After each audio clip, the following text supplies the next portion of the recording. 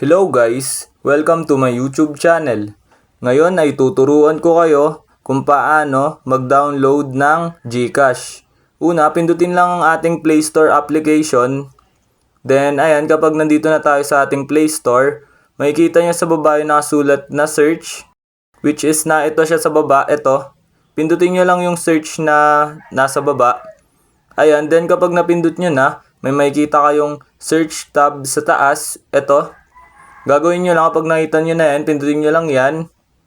Then kapag napindot nyo na, isa-search nyo lang dito yung GCash. Ita-type nyo dito yung GCash. Ayan. Then kapag na-type nyo na, then i-search nyo.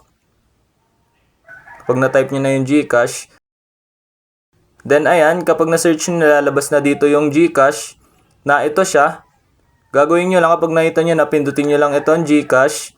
Ayan, then kapag napindot nyo na, mapupunta na tayo dito. Then ang gagawin nyo lang, mababasa nyo itong install, then pindutin nyo lang yung install. Then ayan, wait lang natin siya mag-download.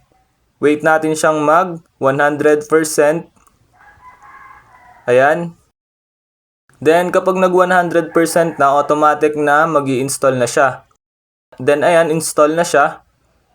Kung mapapansin nyo, open na yung nakasulat sa kanya, hindi na install.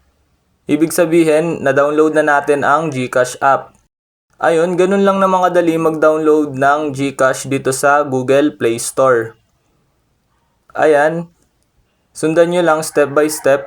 Ayun, ganun lang kadali. Ayun lang, thanks for watching.